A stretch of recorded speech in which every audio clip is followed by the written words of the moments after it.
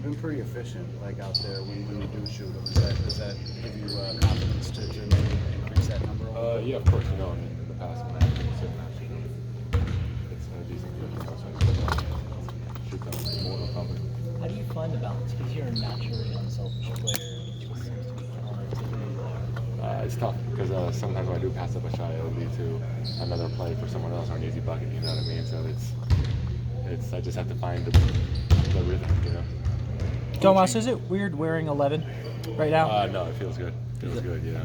Like, I know you announced that over the summer. Just the reason behind it and how that process, if you don't mind clarifying a little bit. The Davies family were kind enough to let me wear it. You know, it's a number that I played throughout most of my career, my whole life basically. And when I came here, obviously I was retired, and with the trade, you couldn't get things done. You know, but last summer before I re-signed,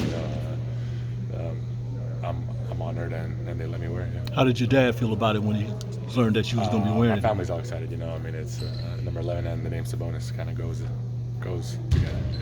How much have you been just enjoying this week or so and getting to know some of these new faces and just kind of what maybe you might be enjoying most about it? Just getting together with the guys, you know, finally going up and down, playing some pickup, and getting ready for the game. You know, I think we're kind of tired of going against each other, so this week's gonna be good. DeMar talked about how he thinks your DHO game with him is unstoppable. Do you feel that?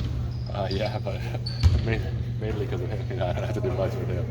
Anyone can do my job with him. It's pretty easy. You talked about your high basketball IQ, you know, sort of that being a huge part of it, and how easy it is to play off you, and how other players feel that way too. What goes into that for you? I don't know. I'm just trying to compete and win. You know, so trying to find the easiest shortcut, quickest way to score. You know, to try and help my teammates out. You know, and we're all on the same page. We don't have to do as much effort. You know, just kind of shoot the ball. I think with your screening being a big part of your game, you mentioned before, like learning with DeMar when to versus when he just needs to ISO. Like, what's the adjustment of learning the best way to set him up with screens? Every practice, even today, you know, I'm learning different things, you know, and how to set him up. What areas of the court he likes more, you know, so maybe in one area of the court I did this with him, but I know now in this part he doesn't like that, he wants this. So the more we play, the more I'm getting to know him more. Is there an aspect of setting that DHO a little lower for him to get that midi? Yeah, of course, but at the same time, you know, it depends where it is. If he's flying off and the defense is flying off, and, you know, maybe go a bit higher, so now he has a lane to go downhill. So it's all about reads, and the more reps we get, you know, it's going to get easier. What are you most focused on in that preseason game on Wednesday? Just looking at him, seeing some opposition.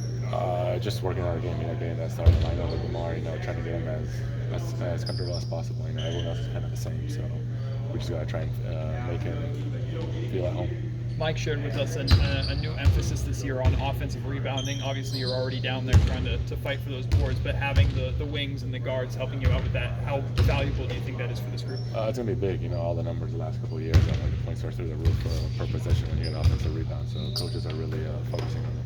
Do the guards crash and do essentially the same thing that you're supposed to do? Is it simple as just have a nose for the ball, or do they do anything? There's different rules for people above the break. You know, we added another crasher last year towards the end of the season, and our defensive transition defense was still number one. So coaches want us to do it now from the jump. From the jump. Does it change your job at all with rebounding? Like more focus on boxing out or anything? Probably not. If anything, harder. Because now the other guys are going to be locked in, so it's a lot more pushing. Hey, thanks, Domas. Appreciate you. Thank you. Nice to share.